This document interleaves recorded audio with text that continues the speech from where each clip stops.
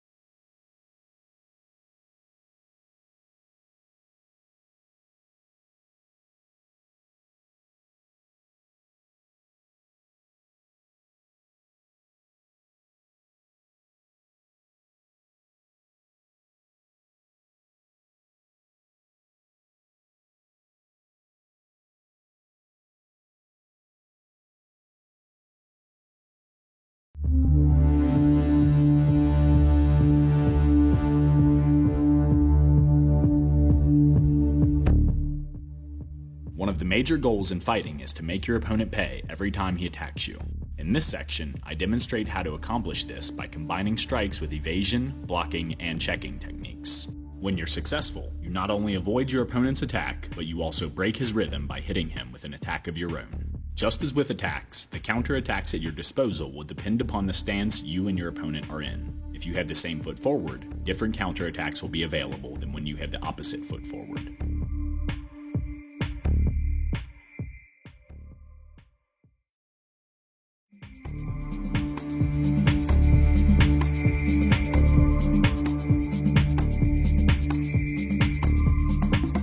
In this sequence, my opponent and I are in opposite fighting stances, and he throws a jab. Instead of backing up, I evade his strike by parrying his arm downward. Before he can pull his arm back in his stance and re-establish his guard, I rotate my hips and throw a rear side elbow. Although following up with a lead-handed strike, such as a lead hook, is very natural in this situation because my hips are already spring-loaded in that direction, it is what my opponent expects. To maintain an air of unpredictability, I pull my rear elbow back toward my body and re-establish my fighting stance.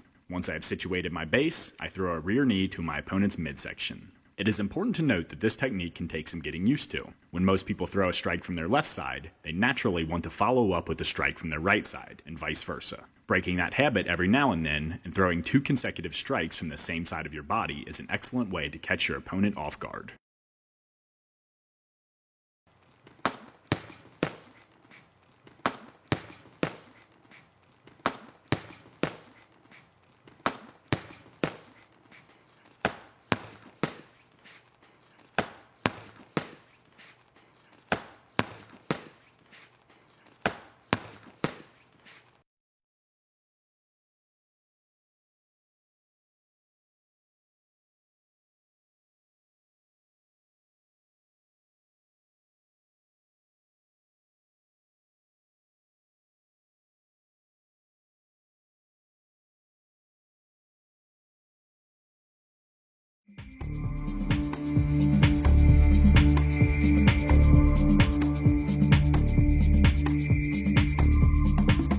This is a continuation of the previous combination. Just as before, my opponent and I are in opposite fighting stances. I parry his jab downward, follow up with a rear side elbow to his face, and then throw a rear knee to his midsection. However, instead of ending the combination there, I follow the rear knee with a cross. This means that I'm throwing 3 power strikes in a row, all from the same side of my body. Just as with the transition between the rear elbow and the rear knee, the transition between the rear knee and the cross can be a little difficult. Speed will suffer slightly, because before you can throw the cross, you must first pull your rear leg back into your fighting stance and re-establish your base. It is also very important to pay close attention to how I transition between the cross and the final strike in the combination, which is a lead tie kick to my opponent's head. Instead of throwing the cross, switching my stance, and then throwing the kick, I switch my stance as I throw the cross. To accomplish this, at the same time as I throw the cross, I step my lead foot backward. After the cross lands, I step my rear foot forward. The instant my foot touches down, I pivot on it, rotate my hips, and throw the lead tie kick to my opponent's head. This allows me to throw the cross and the tie kick almost back to back, and with the cross forcing your opponent's arms together to protect his center line, there is a good chance that you will land clean with the high kick to the side of your opponent's head.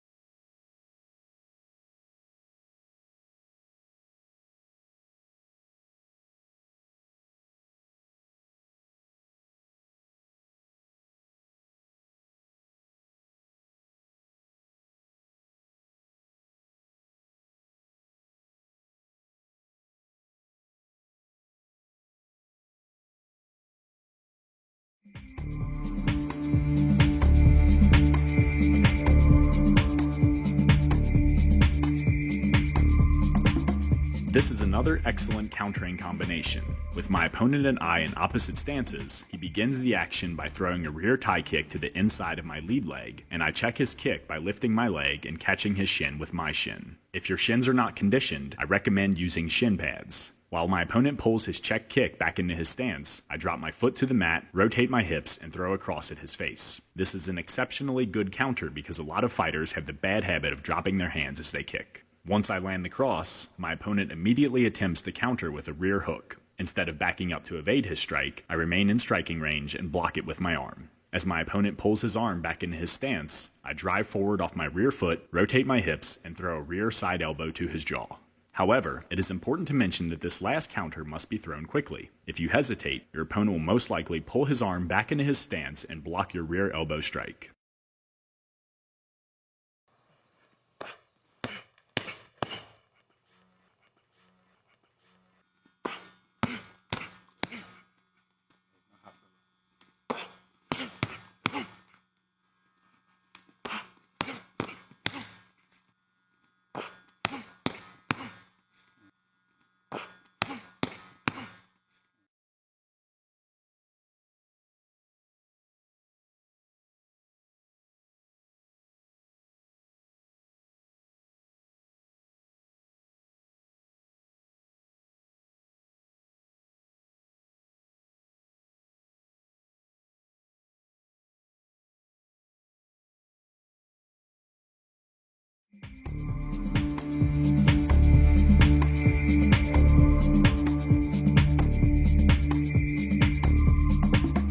In this countering combination, my opponent and I are in opposite stances, and he starts the action by throwing a jab at my face. Instead of parrying his punch, I rotate my hips and slip my head to the outside of his striking arm. In addition to removing my face from his line of fire, it also spring-loads my hips. As he retracts his arm, I unwind my hips and throw a lead hook to the side of his jaw. This loads my hips in the opposite direction, allowing me to flow directly into a rear side elbow strike.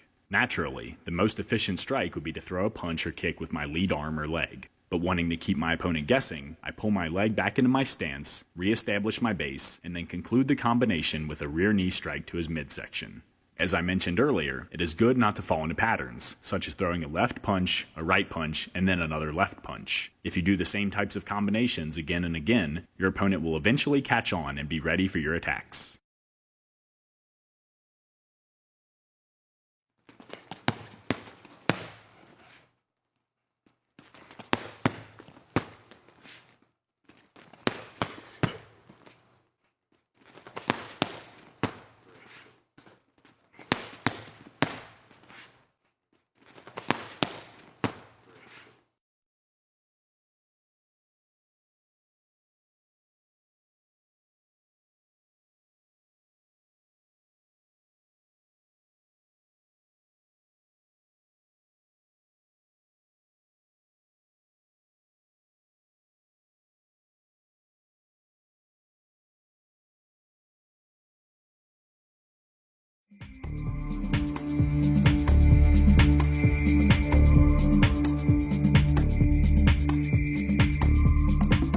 This is a very flashy combination, but it comes in handy when you and your opponent are in opposite fighting stances, and he has the tendency to overextend on his crosses. As his cross comes forward, you slip to the outside of his lead arm. However, instead of keeping your lead hand up to protect your face, you drop it down to your waist. As your opponent pulls his arm back into his stance after missing his punch, you rotate your hips and throw your lead elbow vertically between his arms, colliding with his chin. This elevates his chin, allowing you to immediately follow up with a rear side elbow. The downside to this technique is that it requires you to drop your lead arm. If you misjudge your opponent's cross, or fail to get out of the way in time, you will most likely get hit. The upside to this technique is that it's highly unorthodox, which means your opponent most likely won't see it coming.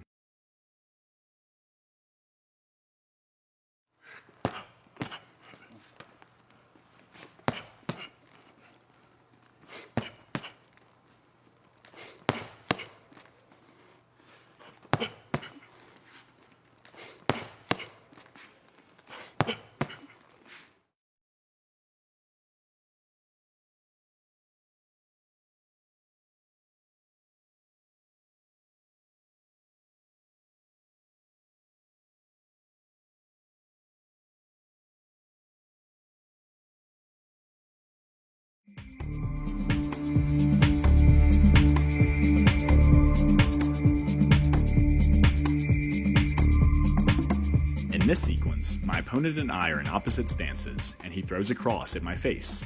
To evade his strike, I rotate my hips and slip my head to the outside of his extended arm. As he pulls his arm back into his stance, I throw a cross and then a rear tie kick to his head. To be successful with this technique, you must throw the cross before your opponent can retract his arm and once again establish his defenses. Sometimes you will hit your opponent and knock him back, and other times he will lean back to evade your punch. Either way, your opponent's balance will be compromised, limiting his ability to check your kick to his head.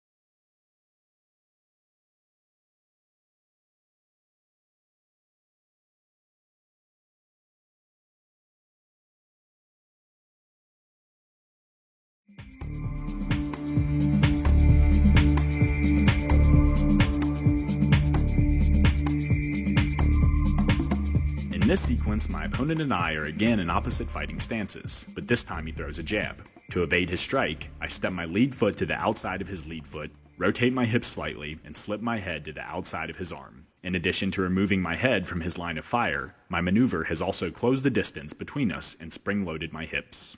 As my opponent pulls his jab arm back into his stance, I throw a lead uppercut underneath his arm and up into his chin. This lifts his head, allowing me to immediately follow up with a lead hook to the side of his face. To conclude the combination, I throw a rear side elbow.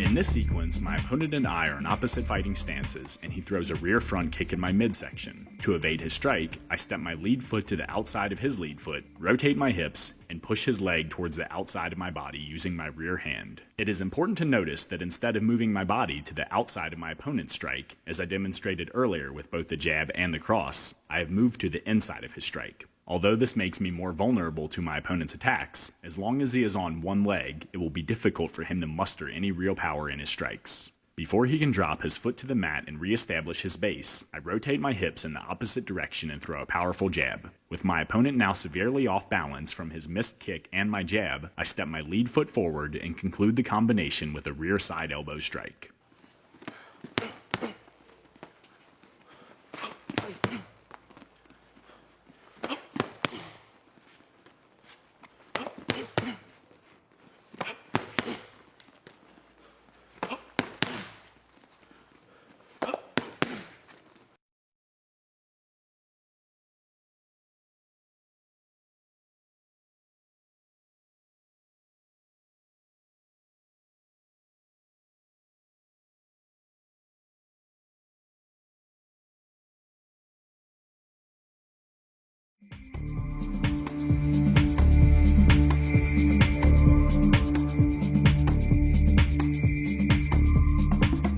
In this sequence, my opponent and I are in opposite stances, and he initiates the action by throwing a looping overhand with his lead arm. Instead of retreating from his strike, I step my lead foot forward and catch his arm using an upward block. Next, my opponent throws a rear knee to my midsection, and I block his strike by throwing a rear downward elbow. When you land the elbow on the nerves of your opponent's leg, it will most likely momentarily paralyze his leg. As my opponent attempts to pull his wounded leg back into his stance, I rotate my hips and throw a rear side elbow to his jaw.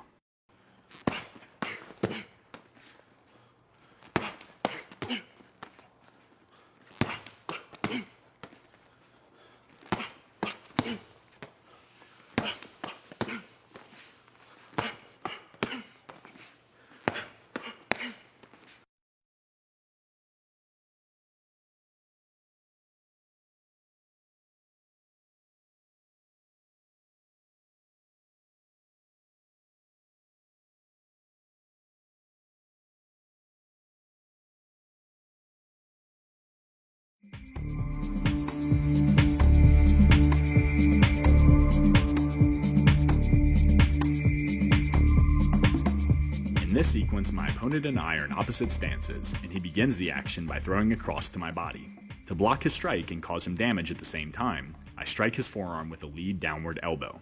Before he can pull his arm back into his stance, I step my lead foot forward and throw a lead uppercut elbow into his jaw.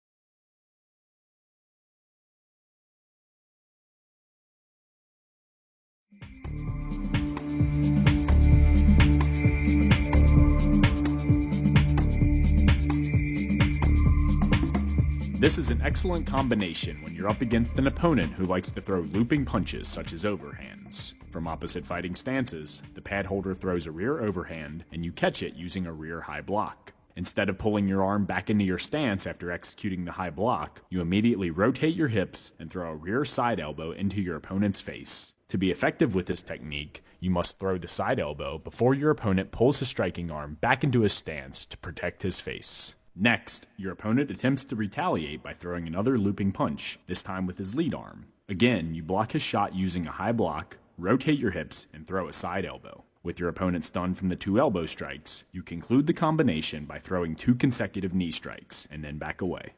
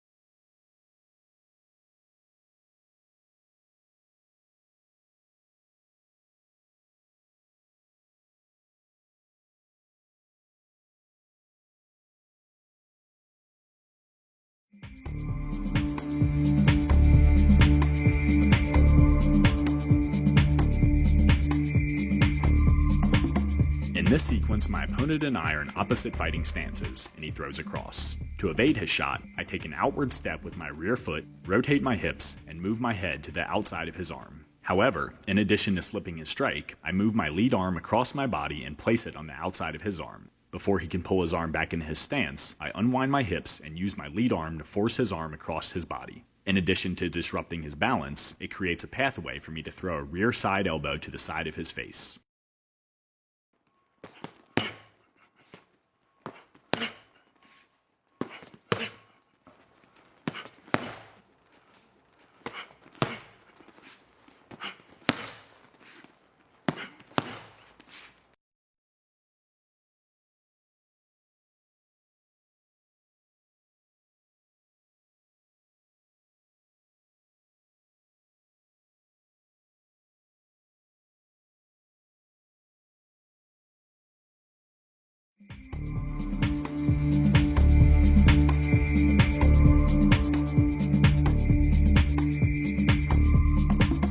In this sequence, my opponent and I are in opposite fighting stances, and he throws a rear hook toward the side of my head. Instead of attempting to block his strike, I step my lead foot forward and drive both of my hands into his chest, disrupting his balance and zapping all power in his punch. As he careens backward, I execute a switch step and follow up with a lead round kick to the side of his head. The key to success with this technique is timing. Linear attacks are always quicker than circular ones, so as long as your timing is sharp, you can shove your opponent backward before he can land his looping punch. However, if your timing is off by even a fraction of a second, you can eat a powerful blow to the face. I recommend practicing this technique as much as possible before attempting it in a fight.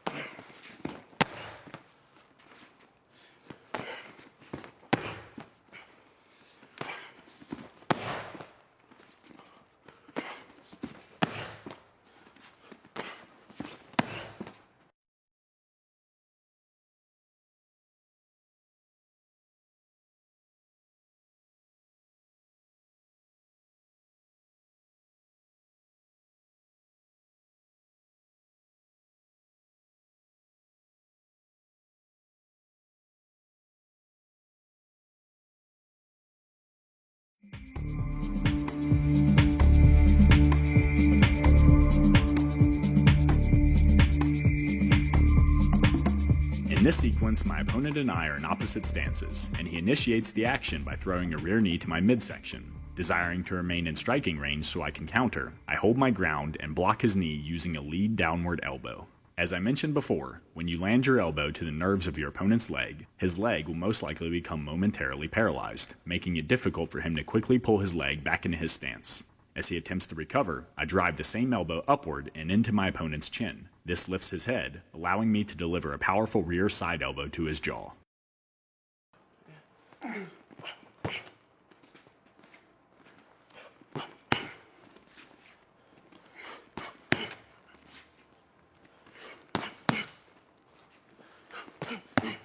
Nice work, good spear.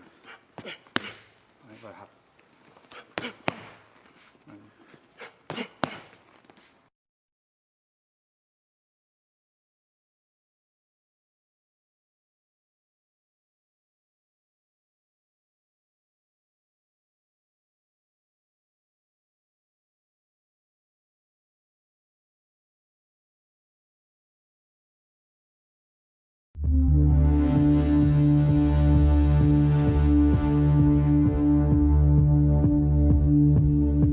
In this section, I demonstrate the drills that you can do to improve upon your timing, speed, and accuracy. To get the most out of these drills, it is important to constantly move about as if you were in an actual fight. Executing drills standing in one spot is not only unrealistic, it can also promote bad habits.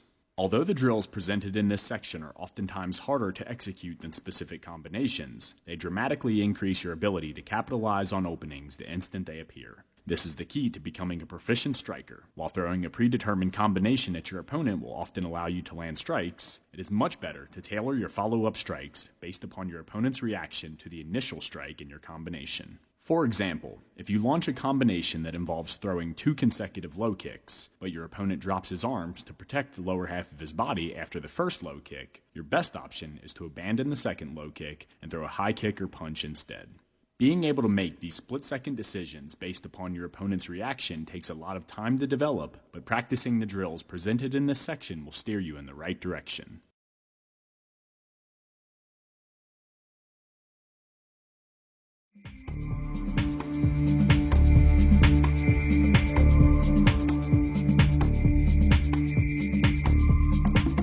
It is extremely important to drill specific combinations on the focus mitts to develop your timing, but it is also very important to do free-flow focus mitt work. There are two ways you can do this. You can have your training partner call the shots by holding the focus mitts in certain positions, or you can call the shots and have your partner direct the focus mitts to meet your punches. While the first method will help develop your reaction speed, the second method allows you to get creative and try new things. When you get familiar with the person holding the pads, it is also possible to do a combination of both, which is what I demonstrate here. My opponent will hold out a mitt for me to throw a specific strike, and then direct the pads to any follow-up strikes I should throw. When training focus mitts, it is important for both you and your partner to know how to hold the mitts to indicate a specific strike. Although there are many different possibilities, I will go over the basic ones when you and your opponent are in an orthodox fighting stance. The instructions I give will be for the pad holder.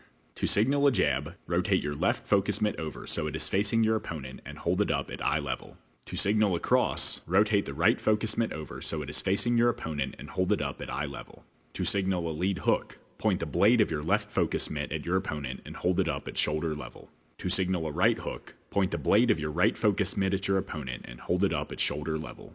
To signal a lead uppercut, point the pad of the left focus mitt towards the ground and hold it up at shoulder level. To signal a right uppercut, point the pad of the right focus mitt toward the ground and hold it up at shoulder level.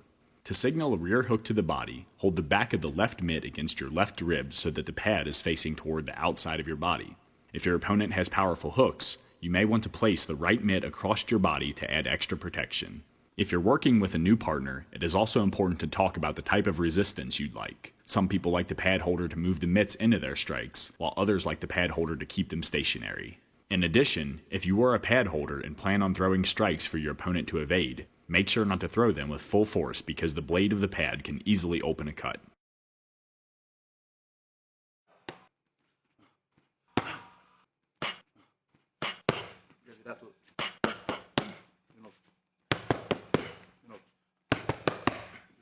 Pêndulo depois. De novo. Direto. Direto cruz. Direto cruz, direto, avançando. De novo. Direto.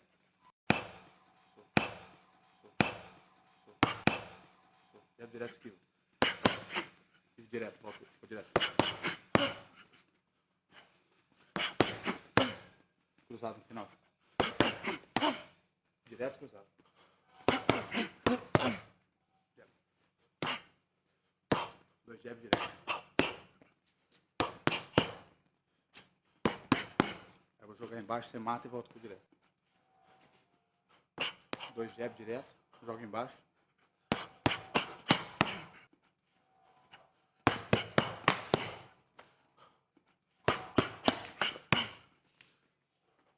Jab cruz. Termina com direto. Jab cruz, eu jogo direto, você joga de encontro. Jab cruz, eu jogo direto, você joga de encontro.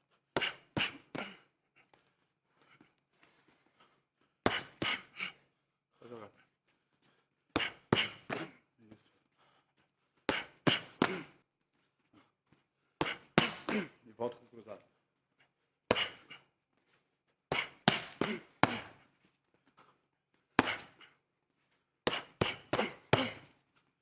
Direto. Aí afoga. 4.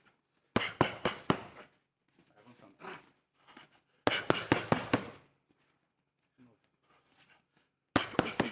Aí parou, eu vou em cima, você anda pra trás batendo. Vai.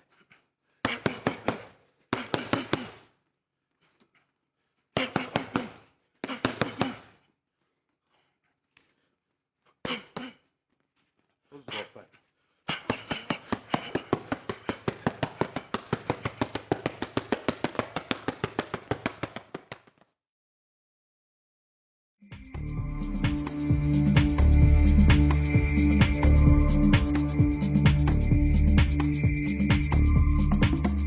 this sequence, I demonstrate free flow combinations on the Thai pads. While it can certainly be beneficial to train specific combinations with your trainers, it is also beneficial to do free flow work. There are a couple of ways to accomplish this. In the beginning, I suggest having your training partner call out the combinations he wants you to execute, such as jab, cross, round kick.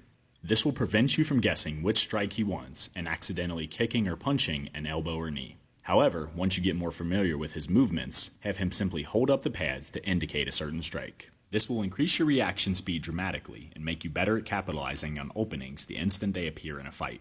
Personally, I recommend conducting free flow pad work at the end of your routine, as it allows you to put everything you worked on that day together.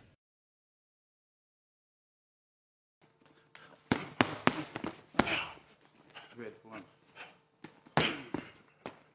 Jab, chuta na cabeça. Nossa, desculpa. Vai. Com a mesma perna da frente. Jab, joelho. 1, 2, cruza. De novo. Isso, chuta na perna. De novo. Na cabeça.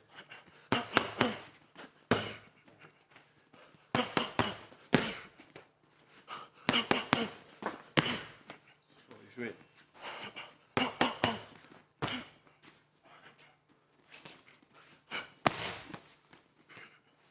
Joelho.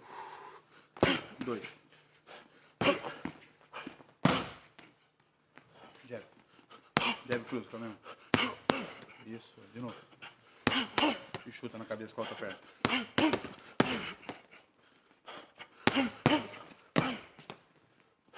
1, 2. E joelho pulando.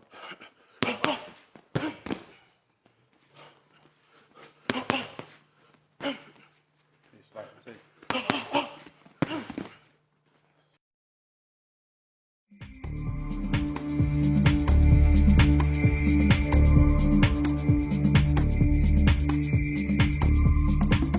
In this sequence, I demonstrate a drill for practicing your uppercuts. Instead of dropping my arms down past my waist to generate power, which is common among a lot of fighters, I generate power using a slight rotation of my hips. While it is important to drill all your strikes, I've included the uppercut drill because in addition to helping improve your form with the punch, it's also an excellent cardio workout. Aonde você viveu quando era criança? Eu vivi parte da minha vida em Curitiba, né? Eu fui para Curitiba com 4 anos de idade. Eu fui criado pelos meus tios e desde então eu vivo lá e tudo que eu sou hoje como pessoa, como ser humano, eu devo a eles. Explica pra gente da tua cidade, onde você viveu. Curitiba é uma cidade tranquila, assim, é uma cidade bem... lembra muito aqui a América. É uma cidade que eu gosto muito, uma cidade tranquila, onde eu tive uma infância bem tranquila, bem sossegada, assim, foi muito bom. O que teu tio fazia e a tua tia? Meu tio sempre foi policial. Na minha família, a maioria das pessoas, todos trabalham nessa área, todo mundo é polícia, meus irmãos.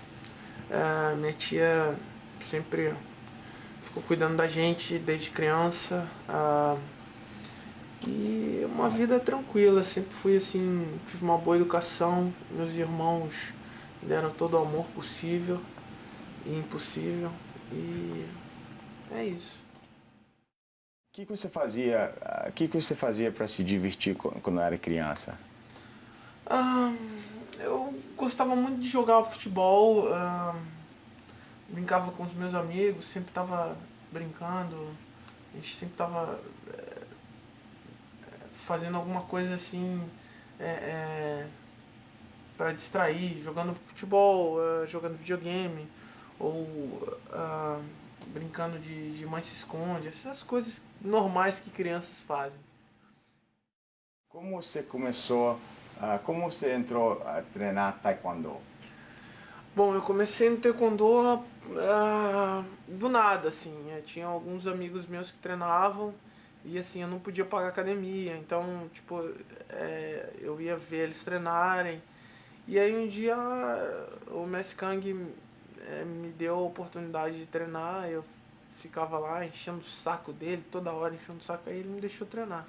E as coisas foram acontecendo, assim, tipo, fiquei bastante tempo, acho que foi uma grande base pra mim, foi o Taekwondo, foi o que me deu uma grande estabilizada, assim, na minha personalidade, na minha vida como atleta. Aonde você treinou Taekwondo? Em Curitiba. Treinei Taekwondo em Curitiba. E assim, foi o início, né? Foi o início de tudo. O que era o nome do teu instrutor e como ele era? O Messi Kang foi um grande professor, um grande mestre, é um grande mestre até hoje. Tem vários seguidores, é um grande homem, um grande mestre, uma pessoa que tem uma disciplina muito rígida e é uma pessoa que eu devo muito a ele. Você gostava do Taekwondo ou você sempre queria fazer outra coisa?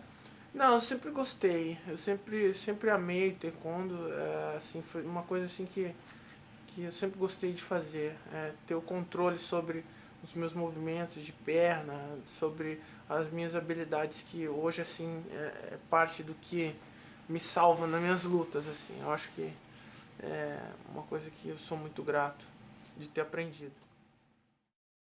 Você era bom em arte marcial desde o início? Eu acho que a arte marcial, assim, eu fui me adaptando.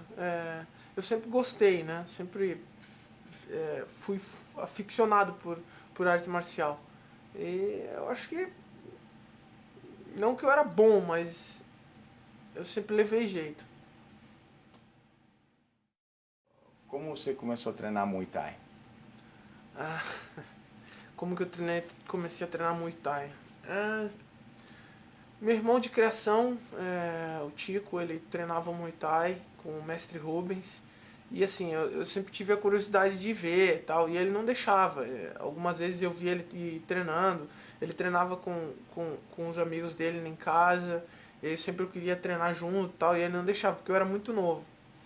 E eu estudava num colégio perto da academia do mestre Edmar, do Edmar Cirilo dos Anjos.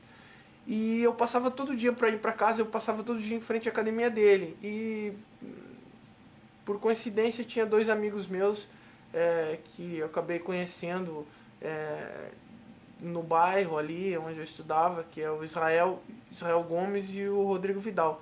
E eles treinavam nessa academia, na academia do Edmar. E aí eu comecei a passar todos os dias ali na frente, aí comecei a falar com eles e tal. Enfim, eu e o Vidal estudamos juntos durante 2 anos, e aí a gente começou a ter uma amizade maior. E um dia o Edmar me convidou para treinar e eu fui. Depois disso eu nunca mais larguei do Muay Thai. Onde você treinou e quem era o teu primeiro instrutor Do que? de Muay Thai? Então, meu primeiro instrutor de Muay Thai foi o Edmar Cirilo dos Anjos.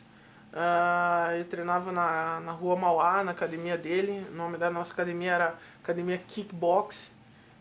Treinava eu, o Israel Gomes, o Rodrigo Vidal, o Cláudio Dagliadoni, que por um bom tempo ficou como nosso professor, depois que o Edmar saiu da academia.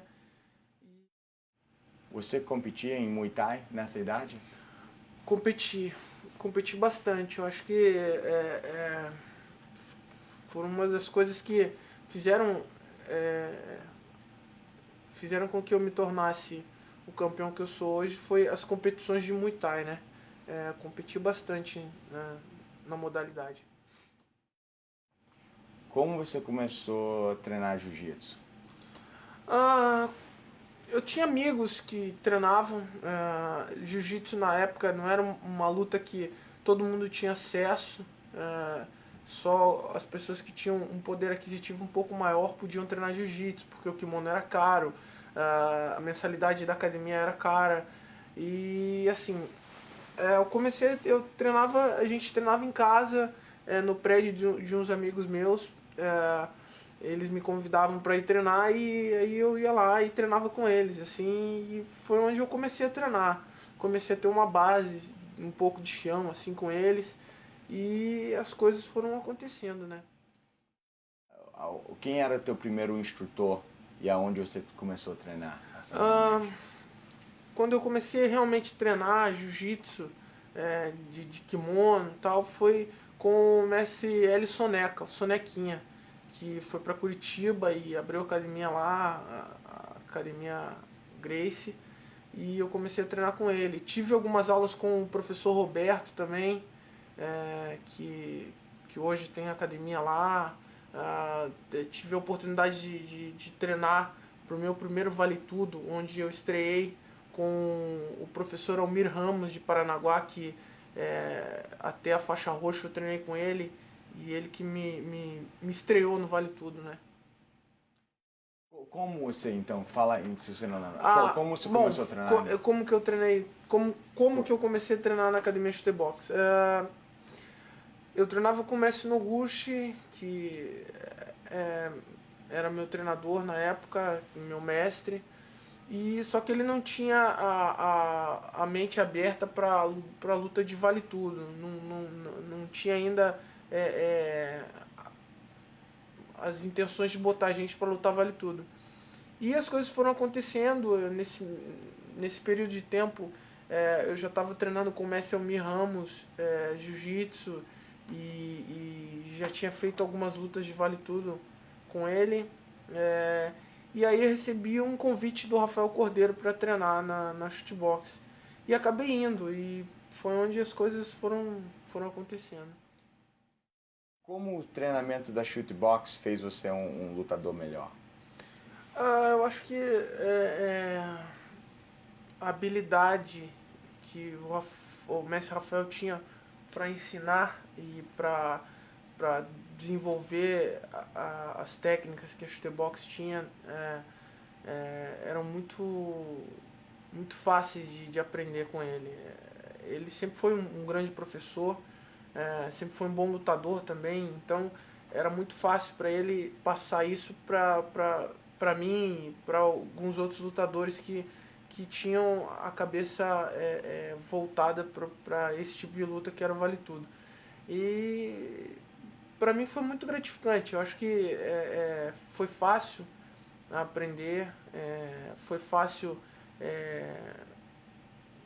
acabar se tornando um membro da equipe de forma concreta, porque ele sempre ensinou muito bem as técnicas que a gente desenvolveu durante anos dentro da Shootbox.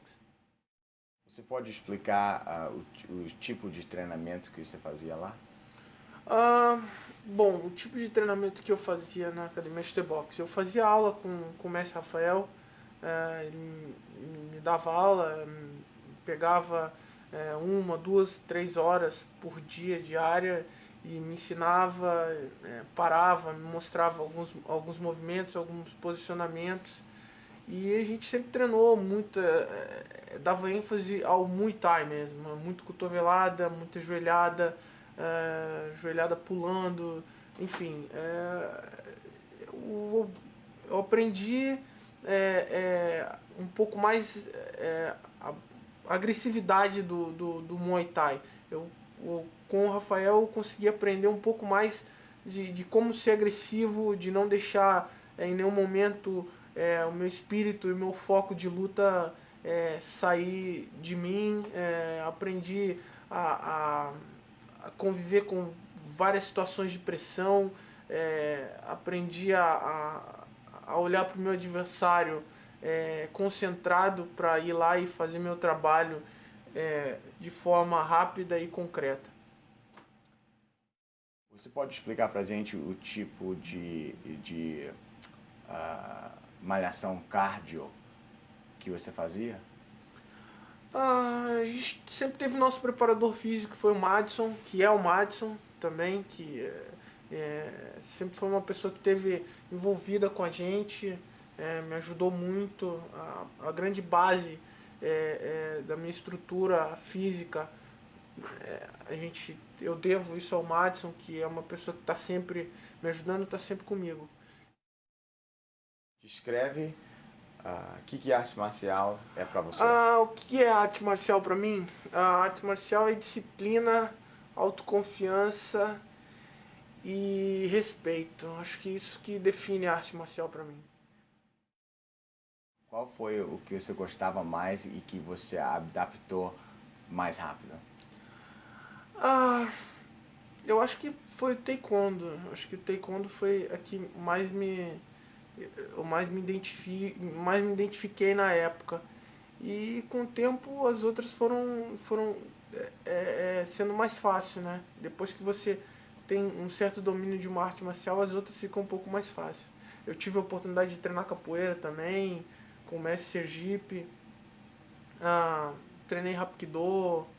Então, todas essas artes marciais serviram para me dar uma grande base para desenvolver um Muay Thai melhor. Quando você luta hoje em dia, você usa certos movimentos Sempre. de todos, Sempre. e você adapta a todos? Sempre. Fala que eu sempre. Acho que... Todas as vezes que eu luto, eu sempre procuro botar alguma coisa de cada modalidade que eu treinei. E na maioria das vezes sempre acaba funcionando.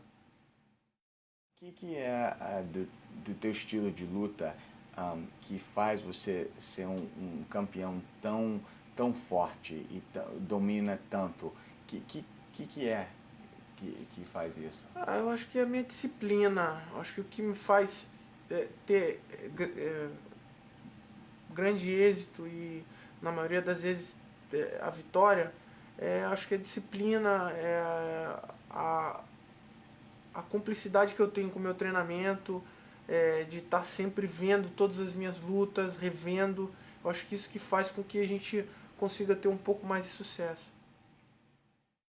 Quando você ficou interessado em lutar e por que Vale Tudo?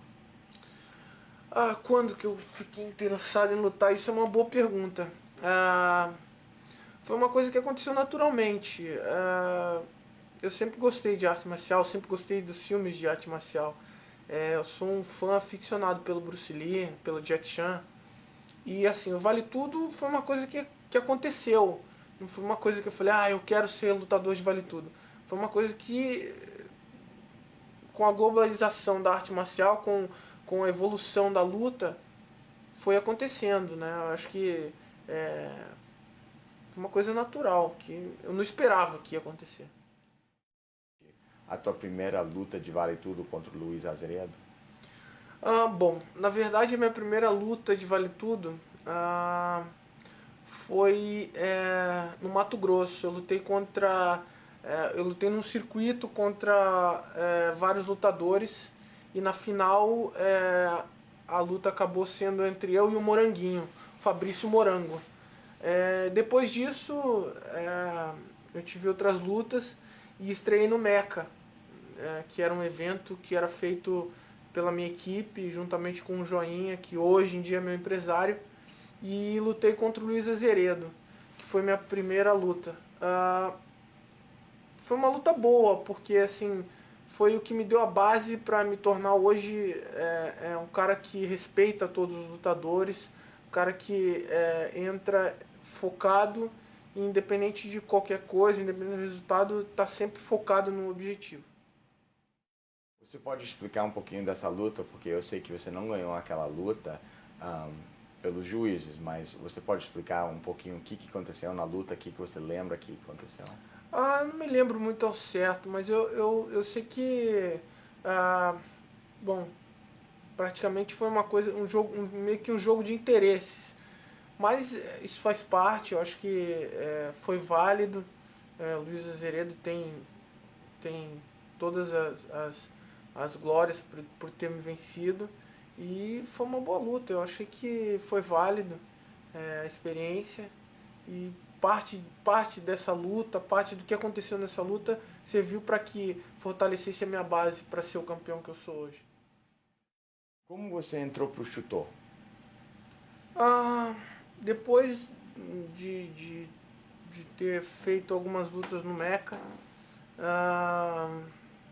eu recebi a proposta de lutar no Shoto. E assim,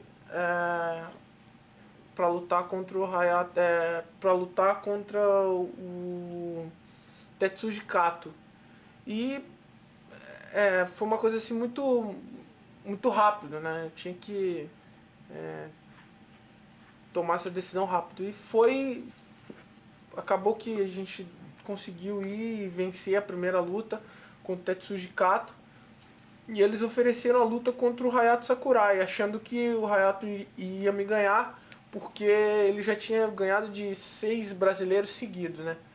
E ele era o cara a ser batido no Japão, né? No Shoto. E a gente foi lá e conseguiu fazer uma boa luta com ele. Eu acho que foi onde começou tudo, né? Praticamente a minha carreira profissional e internacional como lutador foi o que deu início, foi o primeiro passo, foi a luta contra o Sakurai, que foi meu primeiro título mundial, né? Como você entrou no Pride? Depois da minha luta com o Hayato Sakurai, eu recebi essa proposta para lutar no Pride, mas havia recebido uma proposta também para lutar no Ultimate. Então, como eu não tinha acesso às coisas que aconteciam em relação à minha carreira profissional, eu fui lutar no Pride, mas não sabia disso, não sabia que eu tinha um contrato com o Ultimate. E acabou que eu fiquei, depois da minha luta com o Sakurai, eu fiquei 1 ano sem lutar, porque eu tinha um contrato com o Ultimate e não sabia disso. E não podia lutar no Pride. Depois as coisas foram acontecendo e eu pude lutar no Pride, aí fiz minha primeira luta.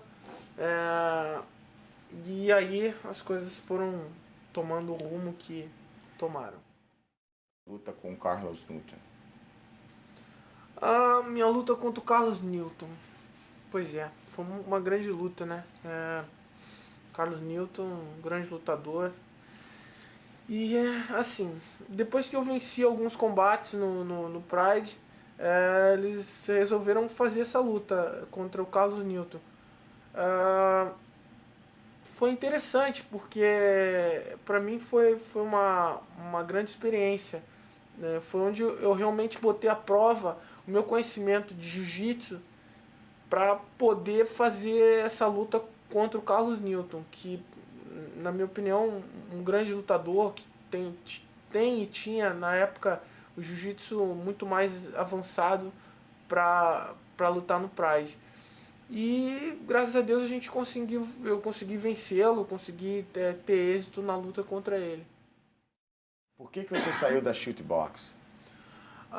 Minha saída da academia Shootbox foram por vários motivos.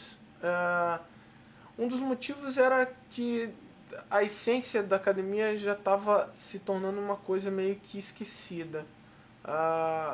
O que unia, o que fazia a força da academia estava sendo deixado de lado. A grande base, a grande história da academia Shootbox foi se deixando de lado, foi deixando a base, foi deixando os valores que levaram a academia a se tornar o que era, foram ficando esquecidos. As pessoas começaram a mudar com o crescimento, com a fama, com a glória, com o dinheiro, e isso foi um dos motivos da minha saída. Outros motivos foram a falta de esclarecimento em relação aos nossos contratos, a situações de não ficar as coisas bem esclarecidas. Mas enfim, para mim foi muito bom, foi uma experiência boa.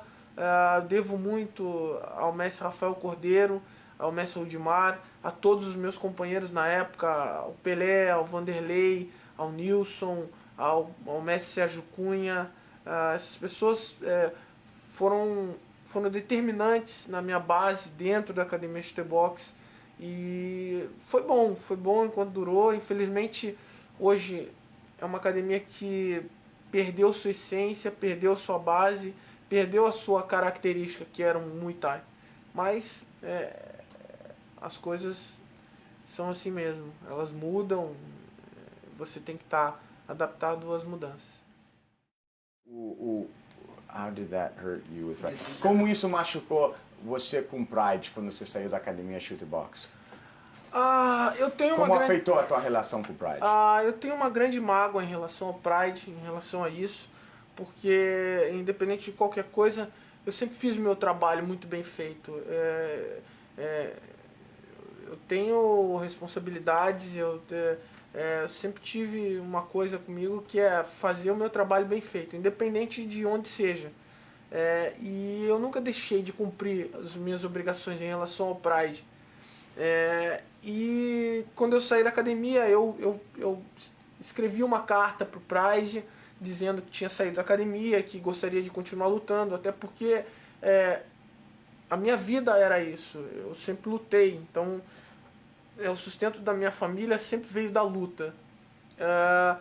E eles não me responderam e também ficou uma coisa meio que no ar. E por vários motivos, por Vanderlei ser o campeão do Pride, por eles terem uma relação boa em relação com o Pride e terem o Vanderlei como campeão, acabou que o Pride me deixou de lado, mas eu me considerava um atleta do Pride, eu me considerava parte do time do Pride. E eles me deixaram de lado por ter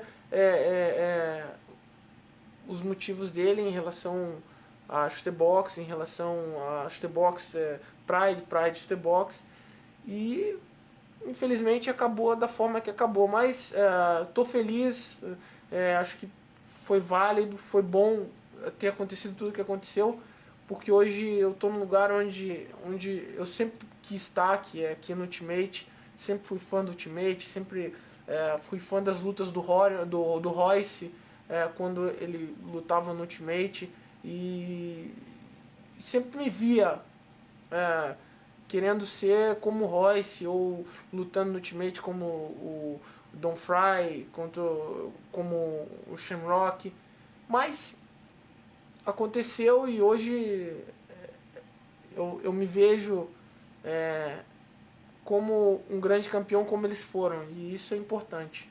Eu acho que o Pride foi uma página que passou, foi bom, infelizmente acabou da forma que acabou. Explica da luta do Tony Strickland e explica como você inventou essa técnica. A luta contra o Tony Strickland foi uma luta legal, assim, aquela cotovelada que acabou acontecendo no meio da luta é uma coisa assim que existe no Muay Thai, só que algumas pessoas não conheciam. É um Muay Thai mais antigo, um Muay Thai tradicional, Muay Burhan, e que eu sempre tô lendo, sempre tô vendo, tenho muitos vídeos do Muay Thai tradicional, e tem muita técnica que hoje em dia, como houve a evolução da arte marcial, houve a evolução do Muay Thai também. E tem técnicas que não são mais usadas. E foi uma coisa bem interessante, porque quando lançou o filme Ong Bak, eu estava assistindo o filme e eu vi essa técnica. Eu já tinha visto nos vídeos, em algumas lutas antigas de Muay Thai, e eu vi essa técnica. Eu falei, porra, mas eu acho que isso funciona. E comecei a treinar isso em casa. Inclusive, peguei o travesseiro e treinava essa cotovelada com a minha esposa, segurando o travesseiro, fazia. Ela falou, você é maluco? Para com esse negócio, você é doido, para com esse negócio, isso aí não vai funcionar, você vai acabar sendo nocauteado. E as coisas foram acontecendo. Eu comecei a treinar essa cotovelada, treinava 2 vezes por semana, eu treinava essa cotovelada. Toda vez que eu ia treinar, eu fazia 100 cotoveladas dessa. E no dia da luta, até o meu treinador, que me treinava na época, o Diógenes, falou, porra, cara, não vai fazer isso, que isso aí não funciona. O meu amigo também, super amigo meu, o Vidal, também falou, cara, não vai fazer isso aí não funciona, cara. Isso aí não funciona. Eu falei, cara, funciona. Não funciona. Não funciona. E acabou que funcionou, né? Você pode explicar aquela cotovelada, como funciona? E pra câmera, assim, mostra pra câmera como. Bom, como que funciona? A cotovelada, o adversário está na tua frente, você tem que tomar uma certa distância. Então como que ela como que ela vai funcionar. Na maioria das vezes você não vai ficar com a tua guarda assim, você vai ficar com a guarda aqui. Então, qualquer golpe que o adversário desferir, ele vai desferir ele com o braço reto ou cruzado. Então, toda vez que ele lançar qualquer golpe ou reto ou cruzado, o teu cotovelo entra num ângulo de 65 graus. Você vira o teu cotovelo e abaixa o queixo e levanta o cotovelo para cima. As chances de errar a cotovelada são muito poucas, assim. É muito fácil de acertar. Você pode levar a gente pela tua primeira luta contra o Rich Franklin? Então, minha primeira luta contra o Rich Franklin foi uma coisa assim que a gente trabalhou muito para isso. Eu não esperava que ia disputar o título tão rápido, mas como eu havia dito, eu tenho uma história dentro da luta. Eu acho que a minha qualidade técnica, a minha performance como lutador deu essa oportunidade pra gente lutar pelo título. E foi uma luta pra mim que, na minha opinião, foi uma das minhas melhores lutas, a minha primeira luta contra o Rich Franklin. Respeito muito ele, tenho um carinho muito grande por ele, pela pessoa que ele é, pelo o tipo de postura que ele tem como lutador. Como você treinou para essa luta? Treinei muito. Treinei muito o meu clinch, treinei muito o meu jiu-jitsu. E no decorrer da luta a gente conseguiu achar o caminho e ele mexeu uma pedra errada e a gente acabou vencendo. Você pode falar pra gente o clinch do Muay Thai e como você usou esse clinch contra ele? Eu acho que o clinch do Muay Thai foi usado na hora certa. Eu acho que ele tem a hora certa de ser usada. É uma tradição muito grande lá em Curitiba, do Muay Thai de Curitiba, o clinch. Todo mundo tem um clinch muito forte lá em Curitiba. Todos os professores são muito bem treinados na parte de clinch para ensinar os seus atletas. E foi uma coisa que a gente treinou muito, que já é uma tradição do Muay Thai curitibano, o clinch, e foi uma coisa que a gente treinou e é uma coisa que se adaptou muito fácil às lutas de vale tudo, porque a gente usa o nosso clinch contra os lutadores do chão, porque toda vez que o lutador de chão ou o lutador de US tem que entrar, ele tem que abaixar a cabeça. Então a gente acaba aprendendo a segurar a cabeça e a gente adaptou isso para segurar, defender as quedas segurando no clinch. E foi uma das coisas que o Rich Franklin acho que ele não esperava. Eu acabar pegando no clinch e vencendo, sendo mais forte que ele no clinch. E isso acho que determinou a gente poder ter vencido essa luta que foi a do cinturão contra ele e a revanche também.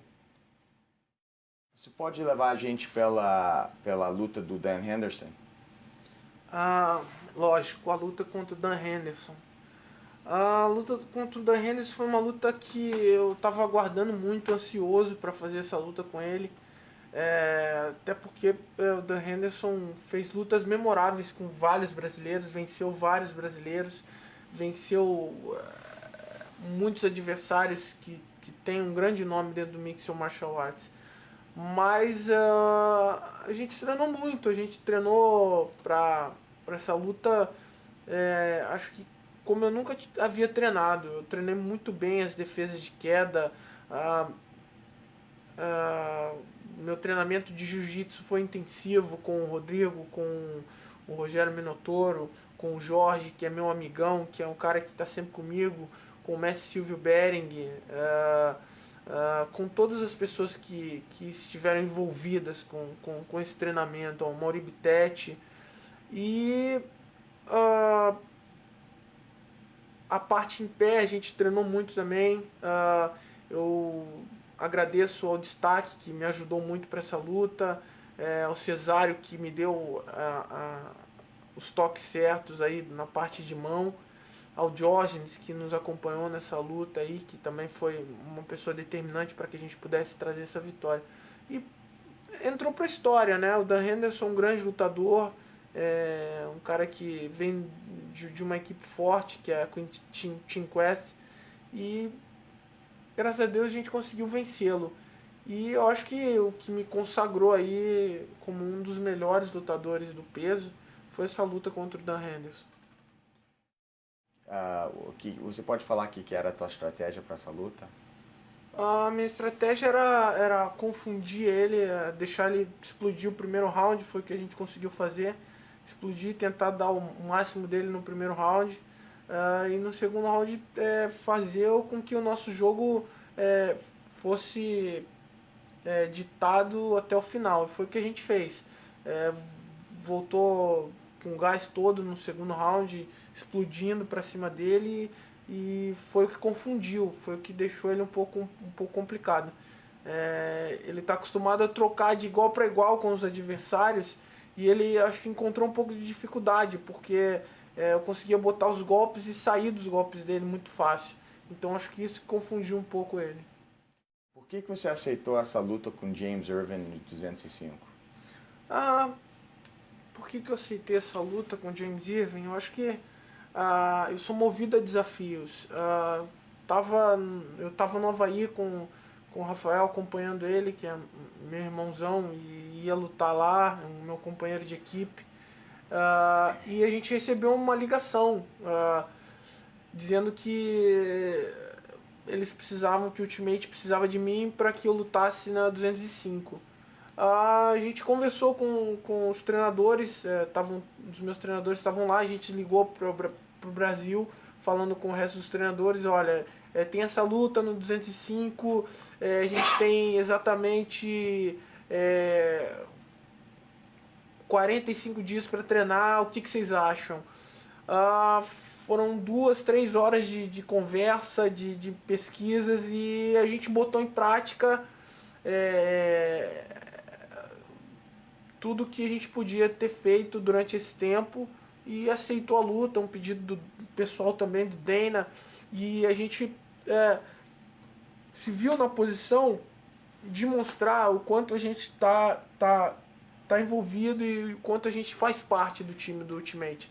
Eu me sinto parte do UFC, eu me sinto parte dessa família, eu me sinto responsável por levar, continuar levando o Ultimate para o lugar onde ele está. E não que eles precisem de mim, mas eu me sinto na responsabilidade, já que hoje eu sou o campeão que eu sou, eu devo isso ao Ultimate também. E eu me senti na responsabilidade de poder ajudar o Ultimate na hora que eles precisaram de mim. Você quer lutar contra os melhores? Eu treino para isso, para lutar contra os melhores. Eu gostaria muito de, quem sabe um dia, lutar com o meu clone. Ia ser engraçado. O que são teus goals no mundo da luta? Eu acho que eu tô no caminho de fazer muita coisa pelo esporte. Eu acho que já concluí parte dos meus objetivos, das minhas metas dentro da luta. E eu acho que daqui pra frente é continuar mantendo meu trabalho, tentando servir de exemplo para novos lutadores, para as pessoas que nos assistem, que vê o nosso trabalho ali sendo feito de forma rápida e técnica, uma coisa bonita. E é um trabalho bonito, é um trabalho que a gente que faz, que rala, que treina um monte para isso, sabe o quanto é importante. Eu acho que o meu maior gol é ser lembrado como um lutador que fez a diferença, como um cara que fez a diferença, não só dentro do ringue, mas fora também. Como um lutador, o que você considera os teus melhores talentos? Eu acho que o meu respeito pelo meu trabalho, eu acho que a minha habilidade de me adaptar com várias situações de risco, a minha habilidade de sentir os movimentos errados dos meus adversários na hora certa. Eu acho que é isso. Fica nervoso antes de ir numa luta? Se eu fico nervoso antes de uma luta. Isso é uma coisa natural, né? Você sempre tem o nervosismo, o medo, eles estão aliados, né? Juntamente com a adrenalina. Então é normal que você fique um pouco nervoso, fique um pouco tenso. Você pode falar uma coisa pra gente que muitas pessoas não sabem de você quando você está fora do ringue? O tipo de pessoa, o que você gosta de fazer? As pessoas conhecem um pouco mais de mim dentro do ringue, né? Fora do ringue eu sou uma pessoa comum, como todas as outras. Eu procuro fazer as coisas mais normais possíveis, apesar de não ser muito normal, né? De viver no meio só de maluco. Mas tudo bem. Eu faço as coisas normais, eu tento passar o máximo de tempo com os meus filhos, com a minha família. Eu adoro fazer as coisas que me fazem feliz, que é jogar meu futebol de vez em quando, jogar videogame, jogar paintball, tá com os meus amigos. Eu acho que é isso que é a diferença, assim, que as pessoas não conhecem um pouco do Anderson. Sou um cara bem tranquilo, não gosto muito de agito, sou um cara divertido, adoro ficar enchendo o saco dos meus amigos pra caramba. Eu acho que é isso. O que mais tem pra você fazer na luta? Eu acho que é o meu desejo de fazer a diferença. Eu acho que o que me faz ainda continuar lutando é o meu desejo de fazer o meu trabalho bem feito, de poder me testar, de poder botar à prova o meu conhecimento dentro da arte marcial, dentro daquilo que eu me proponho a fazer.